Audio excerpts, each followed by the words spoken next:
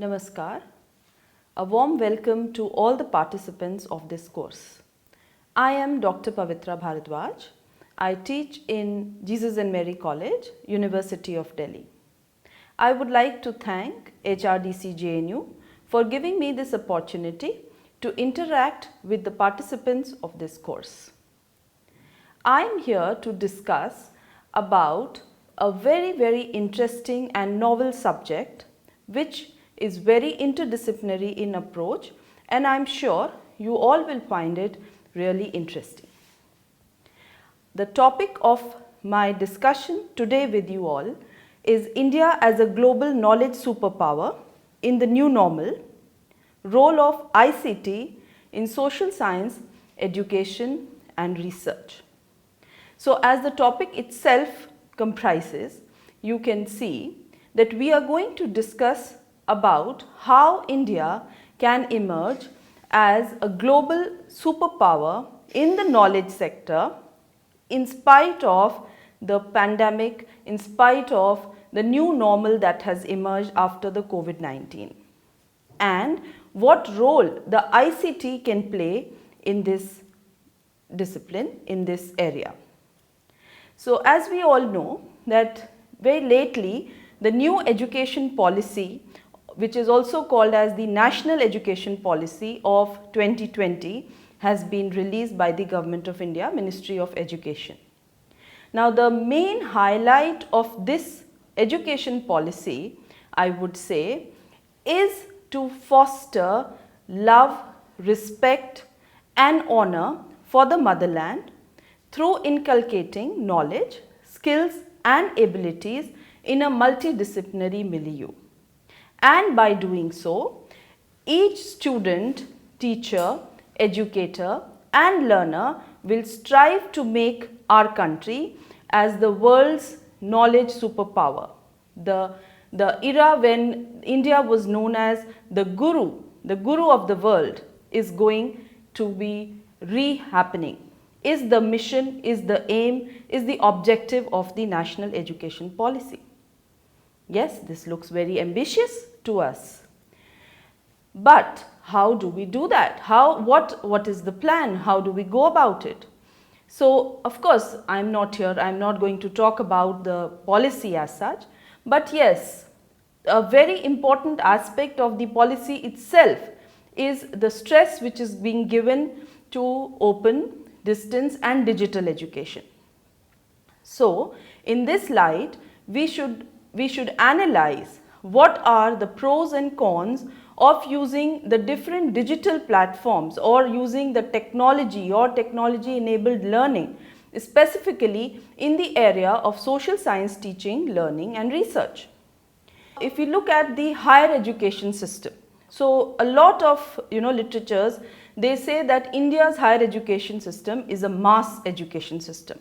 Now, of course, these claims are very right, because not just in the case of in numbers, but our education system is one of the most diverse education systems of the world, geographically dispersed, economically staggered, and the people coming or the learners coming are from multiple social, economical, linguistic and other kinds of backgrounds. So, by numbers itself if we go, we have according to the UGC's latest report, we have more than 1,000 universities, we have more than 41,000 colleges and more than 373 lakh students enrolled in the higher education institutions alone.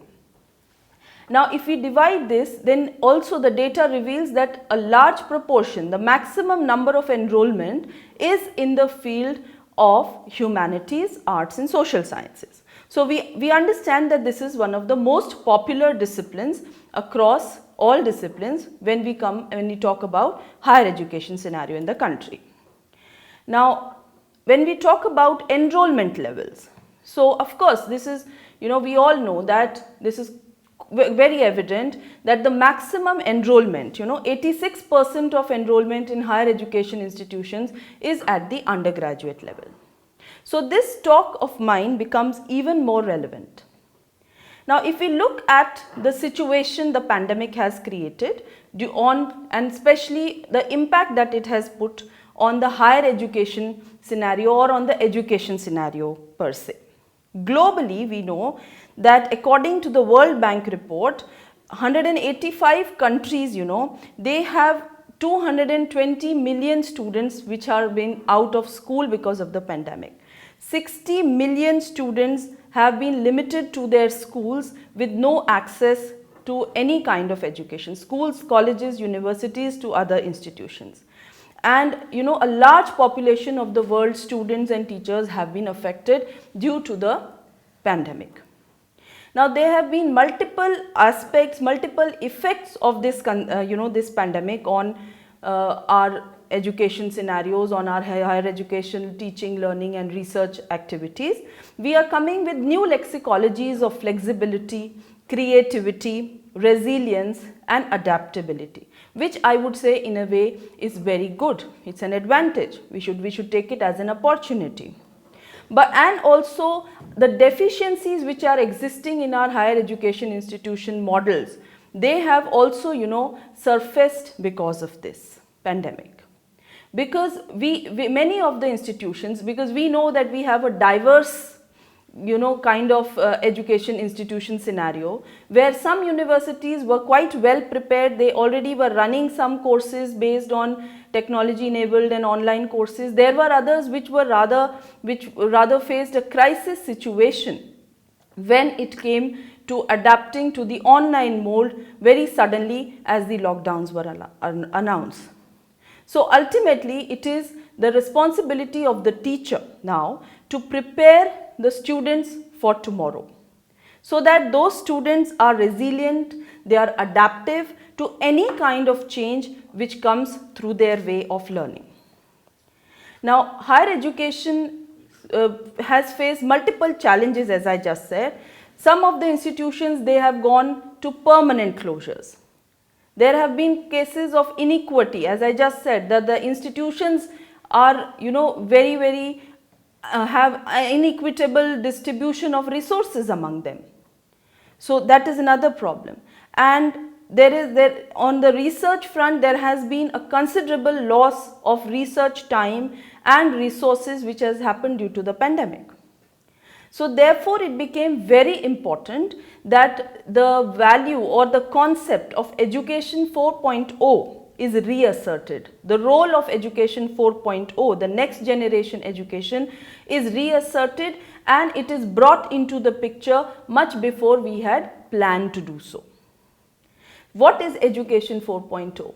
Education 4.0 means that we are going to look at enhanced collaborations between the institutions, government, private sectors, industry, academia linkages, and very importantly, technology enabled teaching, learning and research. So definitely online learning has become the need of the hour. Of course, we understand there are issues and challenges that we will be discussing also, but still there have been universities which have shifted 100% online.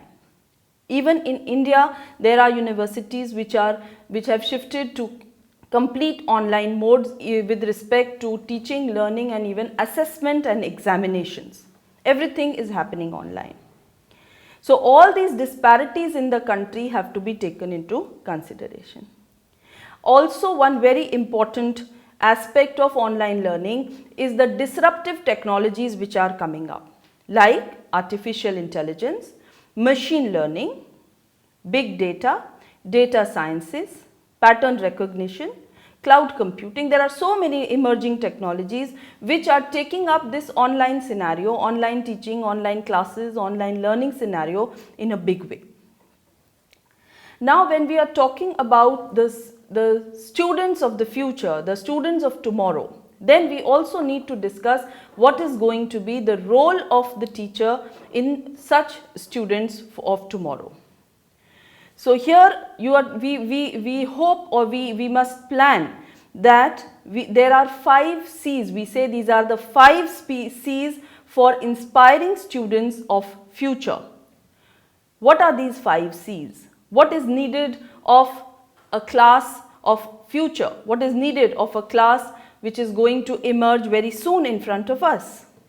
We need to give the students the choice. Choice is the bedrock of education system.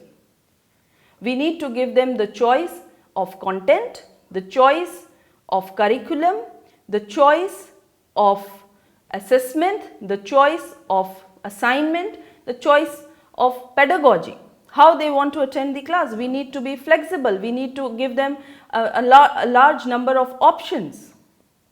Then we need to have a collaborative environment. The teacher's role is no more going to be that of the sage on the stage. It is going to be that of a mentor by the side, a guide by the side, one who is only going to facilitate the process of learning amongst the students. Communication will become even more vital as we change this paradigm, as we shift this paradigm from offline to more online, to more digital form of education and learning. Of course, critical thinking, out of the box thinking, reasoning, logic, these are the skills and attributes which are required by the students, by the workers of the millennium. And we need to have courses and curricula to foster creativity amongst the students, so that they become thinkers. We don't have to teach them what to learn. We have to teach them how to learn. Now, if we are talking about scenarios in case of countries like low and medium income countries like India, we will have to go for a solution. We will have to orchestrate an ecosystem to offer low cost and high quality education to make it accessible to a vast population of students. We need to make the higher education customizable so that it suffices requirements of all the stakeholders, of all the students which are hailing from the different backgrounds, from the diverse backgrounds. So therefore, this will require a multi-pronged strategy. A strategy which has to cater to all the different needs of access, affordability and equity of educational resources. This can be achieved by a model called the blended learning model. Now, when we are talking about a blended learning model, we are perceiving a conglomeration, a remix of the total paradigm of education, of teaching, learning and the classroom experience. We are talking about a mode which is a mix of synchronous as well as asynchronous teaching learning. So, in case of virtual learning also, in case of digital learning also, we need to create platforms where we can support this kind of a system, so that the students who have low access to network, who have less resources, who are living in far-flung areas, they can use the educational material, the lectures, etc., which are provided to them through the asynchronous mode. And for those whom it is possible, they can attend online lectures, live lectures and attend the classes through the synchronous mode. So synchronous, I mean where the teacher and the student are placed in the same time, whereas asynchronous means where they can work out of sync with each other. They need not be at the same time at the same place, whether it is virtual or it is physical. So we are looking at IT enabled education, an education system which helps developing content, resources, forums, services, and these services can be converted and delivered through digital forms, which can be deployed for realizing the goals of teaching learning systems. So the entire process of digitization will mean deployment and management of content, development and deployment of platforms and processes for capacity development, and creation of forums for interchange and exchange.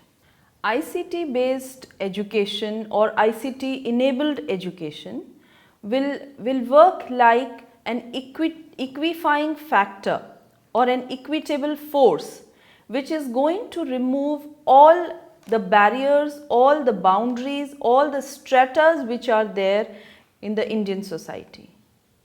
If we look at the other aspect of this, if we look at the concept or the ideas of a welfare state, of a state like, in which the disparities or the differences are minimized, then this can be a perfect case for application of those.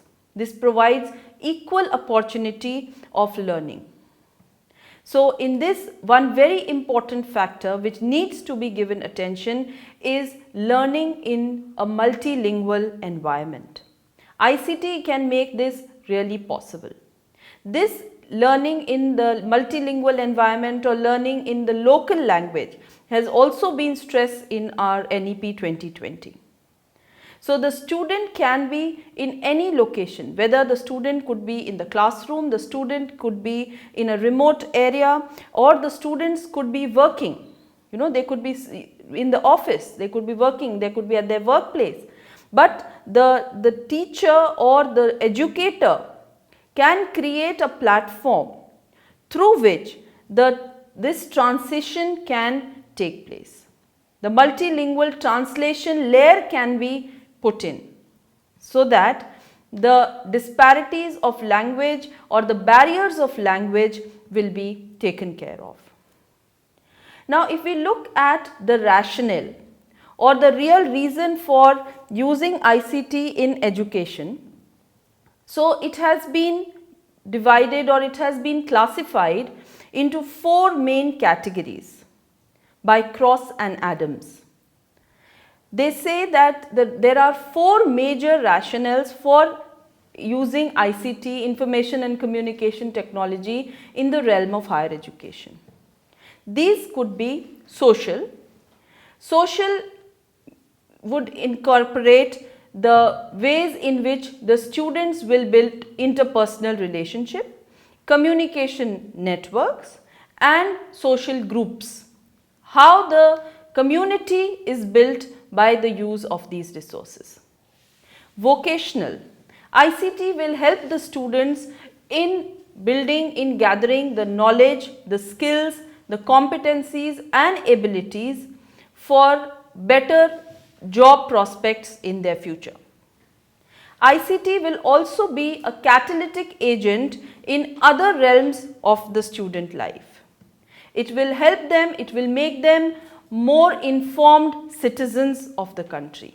They will become global citizens who will be more sensitized towards the human rights, towards the values of democracy, towards the value of environmental protection, climate change. These citizens will have a broader outlook towards things, because they have been nurtured, they have been educated in a more open space. They have been given opportunities for better learning, for a broader perspective development. And of course, pedagogical rationale is there. ICT, we all know, all those who have been dealing with the process of teaching and learning in the last 1 year, they know how advantageous this pedagogical form has been to us. Though we had some glitches in the initial few days, but once we are comfortable in the new setup, we started harnessing this technology for the best benefit to be given to the students. ICT can be used as a tool, it can be used as a technique in different perspectives, in different ideas, in different notions. So ICT could be a tool for information granting. We all know the vast amounts of data which is being generated on the internet day in and day out. This data, if we are able to process this data, if we are able to find patterns in this data, if we are able to analyze this data, the value or the content in this data, it can lead to valuable information which can be useful in education, research, business and healthcare, all other forms of life. Then this ICT can be a tool for a situational tool. How you can create virtual reality, how you can create simulation using the IT tools. So real-time experiences for the students can be built by the educator, by a competent educator using these tools. Then it is also a construction tool, a constructive tool, which can be used for data interpretation, for content management, content creation, evaluation and of course the analysis of data to give useful information and knowledge. IT tools have proven their worth much more in the form of communication tools. They have removed all barriers in communication, whether those are of space, they are of time or they are of socio-economic backgrounds. So therefore, these tools become an ideal candidate for transforming the educational scenario, the higher educational scenario, particularly in the social science environment. Now, when we are trying to talk about integrating ICT, when we are trying that institutions should transform, institutions should graduate, institutions should move towards integration of ICT. So what are the different ways in which this ICT integration can take place? There are 4 models which have been suggested for integrating ICT in higher educational institutions. These are the 4 different strategies which institutions can choose for themselves. The first model of higher education institution adoption of ICT is the supplement model. Supplement model is a more conducive model, is a more adaptive model in which we are looking at supplementing the present system of offline education with online resources. So this shift is going to be gradual. The students as well as the teachers will get time for being prepared, will get time for changing their mindset, and this model will help them get the best of the both worlds. However, like in the recent past, we have seen that situations have not been so conducive. So the other model which can be used is a replacement model. So the replacement model talks about complete replacement of one paradigm by the other. Complete replacement of the old system by the new ICT enabled system. So this is a more progressive approach which does not allow the users to use both systems at the same time. Then the next model is the emporium model. This is a futuristic model in which there are learning centers, there are digital learning centers which are created, or multiple centers may be created where students can approach and use the resources, use the digital educational resources which are available to them at those resource centers, and if they need on-demand mentorship, guidance and support by a mentor or a teacher or an educator is provided to them. But basically the resources are at the disposal of the learner himself. So this model is known as the emporium model. This has been in practice in some of the Western advanced universities. more research-based universities of the world. The next model is a buffet model. In a buffet model, the services, the content and the curricula are given as choices to the student, to the learner.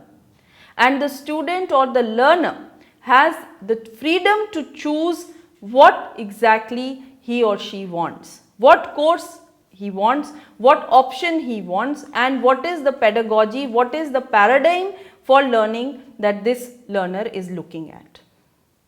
So these are the 4 models out of which the institution can choose. Of course, there is no one size fits all. Every institution has to choose a given model given the resources at hand, because financial viability is one of the major concerns in case of higher educational institutions. Another very important aspect which must be stressed upon is that of inclusivity. ICT provides inclusive education for all the students. For persons with special needs, this is proving out to be a great boon.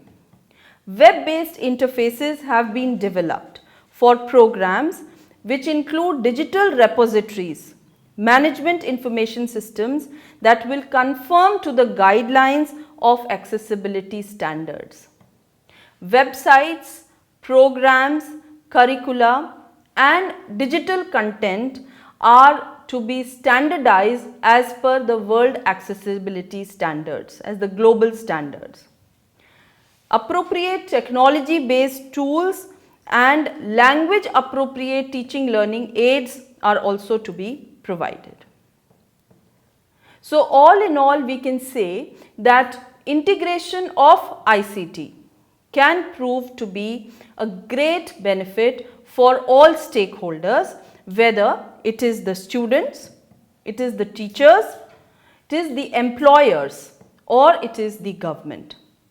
If we look at the employer's perspective of hiring an employee who has received an IT enabled education, they will get high quality, cost effective, professionally developed workforce, which will require less amount of training at the workplace. Development of a new learning culture will happen. Increased portability of employees will be possible because they are competent, they have the capacity to adapt to different environments. Governments will also be gaining with this because the cost effectiveness of the entire education and training system in digital media is much higher. To reach the target groups within the limited access with conventional education and training systems was a very difficult. ICT offers great benefits to the government and the policy makers also. As we know, increasing or delivering the services and the policies or implementing the policies in far-flung areas or on special target groups has been a daunting task for the government. This has widely been addressed by the use of the technology. To support and enhance the quality and relevance of existing educational structures and to promote innovation opportunities and lifelong learning opportunities through various types of resources available on the digital platforms has become much easier with the use of this technology. Of course, many of us will feel that IT assembling or IT enabled education is a challenging job. To assimilate or to imbibe these technologies in our teaching discourse may not be a very comfortable and soothing journey for many. There are multiple challenges, which we as faculty will feel are posed to us.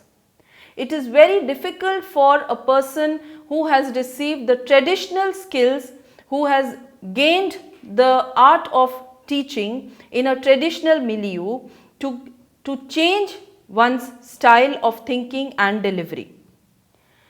It is also important to keep in mind that an ecosystem of nurturing talent and virtues in a virtual classroom is not the same as it is in a traditional or in a conventional classroom. It is also very difficult sometimes to find the right mix of tools and techniques to deliver. In social science research, it is very important to keep the students engaged throughout the experience, throughout the virtual class or throughout the lecture. So one has to invite, or one has to think of innovative styles, innovative pedagogical frameworks, so as the students can be kept motivated, energized and engaged in the entire learning process. Institutions are also facing multiple challenges. First, of course, is the resources, the financial resources which are required. They also need to have the experience in developing online content. They also need to know and maintain the autonomy of the classroom space, which can sometimes be questionable when the lectures are in a virtual platform. And other barriers, like sometimes even faculty may be a barrier to implementation of these models, may also have to be coped with by the institutions.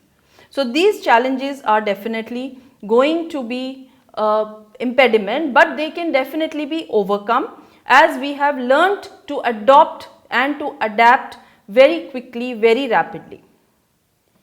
Now research, if we come to research in social sciences, especially in the new normal days, research has also experienced multiple challenges during this time.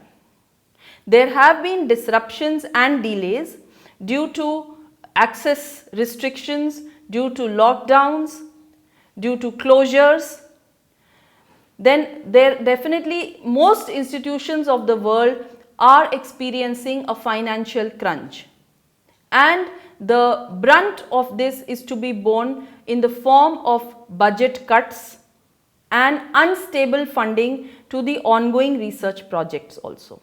Of course, new research projects are put on a standby. The ongoing projects have also experienced this. In-person field research has become very difficult.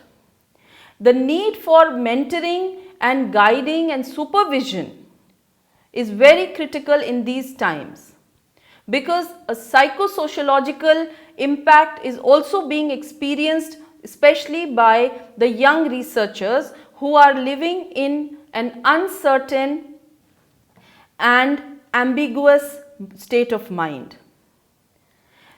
If we talk about the women researchers or the gender issue, so definitely it has come out in various studies that some certain people have found it very difficult to create a balance between their professional life, caregiving and their home life, their in-house life while working from home. So therefore research has experienced a lot of difficulties, researchers have experienced a lot of difficulties during this time.